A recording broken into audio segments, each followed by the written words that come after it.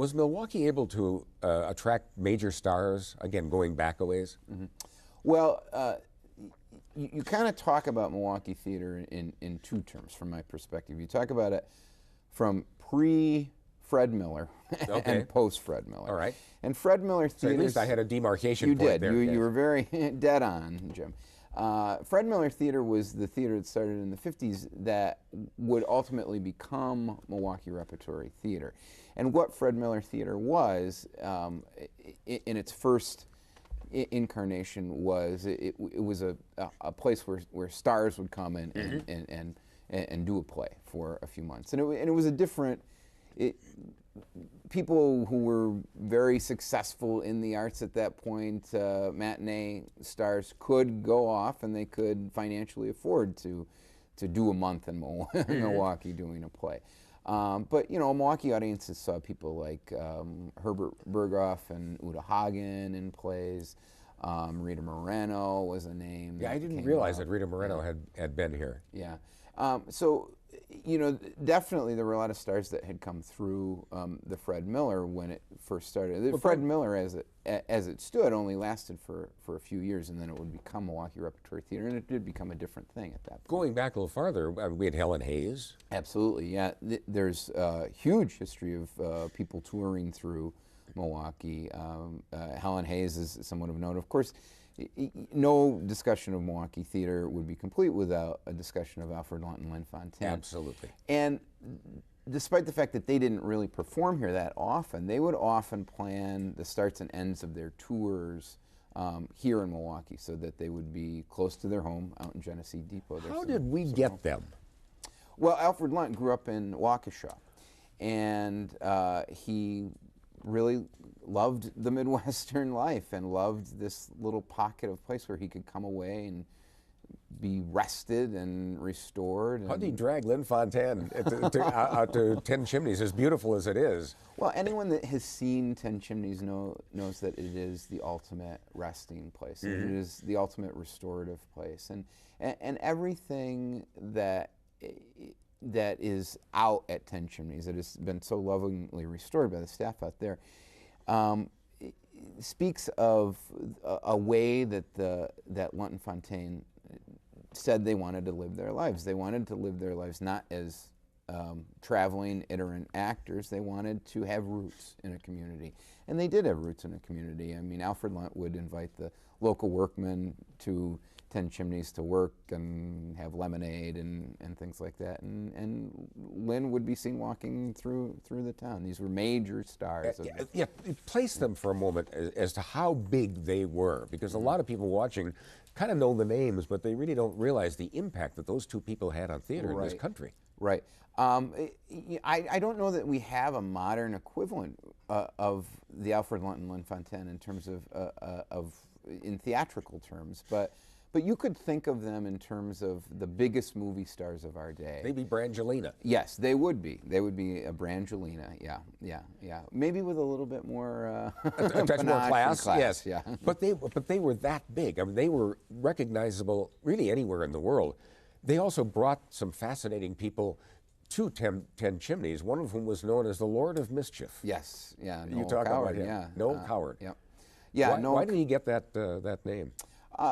For all the mischievous things that he would do, prancing around the estate. And when I say prancing, I mean literally prancing around the estate. And he wasn't always clothed. No, there are tales of him prancing around in the buff and just being, a delightful scallywag. Yeah, delightful naked man running through the woods. Yes. Yeah.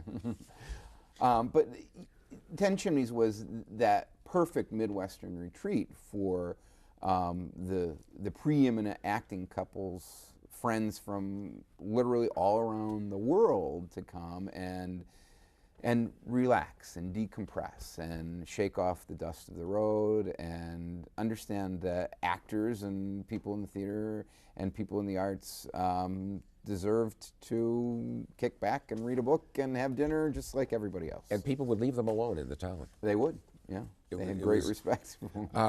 We talked about the Fred Miller Theater as being a watershed event. You mentioned the name Claire Richardson, and no discussion of Milwaukee theater seems to me can be complete without talking about Claire Richardson. First of all, what was his gift? Claire had an ultimate gift of gab and panache. I mean, he really embodies the word panache. I never had the honor of meeting Claire, but You missed it. I did. yeah, I have. I could probably write a 10-volume set based on the stories about Claire alone. You might have to buy it with a brown paper cover over the cover of the book. He was active. Yeah. He was an active guy, and he just would not say no to anything, and he loved to get into trouble and get into mischief. And you know, the origins of the Skylight Opera Theater were that Claire and his buddy Sprague Vannier, who were chess buddies, they had gotten this building that they were going to open as a chess club, and Claire got in his craw that they should produce a Gilbert and Sullivan operetta, and so he said to his friend, "Do you want to have a little fun?" And from there was born the seeds of what is now a 50-year-old institution. So, It's the Skylight Theater. yeah. There was a story that Claire said we'd never move to another theater, and the phrase he used to use was "over my dead body." Yeah. What happened? Well, I think that if Claire saw the current home of Skylight Opera Theater, from all the stories I've heard from Claire, he would die a second death because it's a completely different experience from the Skylight Opera Theater that a lot of us know from a time before this grand kind of It was jewel a very box small, intimate place, and It was a small, intimate place, and it had the markings of a place that was doing very traditional stuff in a very untraditional way. And it allowed people to come and take chances and do work that they might not have at other places with restrictions born of the space. The weird, funky space that the Skylight had that was kind of most identified with Claire, and the rooftop garden that he had. it was on Jefferson Street, or something? Yeah, it was on Jefferson. On okay. Jefferson was a place of great fun and great experimentation.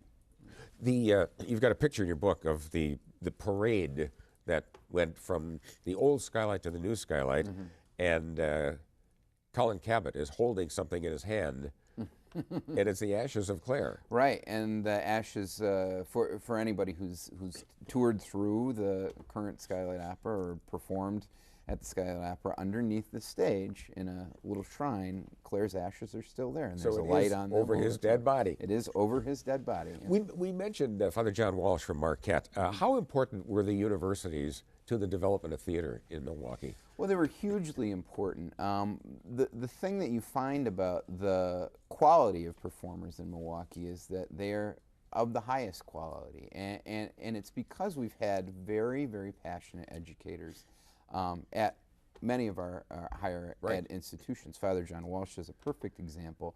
You know, here was this Jesuit priest that was producing plays and musicals at Marquette that people were saying were rivaling any of the best professional things going on. And they were reviewed professionally. Right. Yeah. Back in those years. Yeah. And educators were demanding that, not so much because they were knocking on the doors of the press in town saying you need to come and do things, but they were performing at such a high level that attention needed to be paid to these types of things. It was Bob Pittman. Bob Pittman at Alverno was another kind of remarkable character. Here he was, this head of the theater program at this all-women's Catholic college on the south side of Milwaukee, and he would go on to become the academic dean of Alverno. But Bob was an interesting story because he had his own type of repertory company almost. He would supplement the students that he had in his productions with lots of professional actors in the area. People like Gail Gutzman, did a lot of things with Bob Pittman, Ruth Hudson. There was a fellow named Harry Zumock who was a very popular actor around Milwaukee as well. They were kind of the core of Bob's loose repertory company.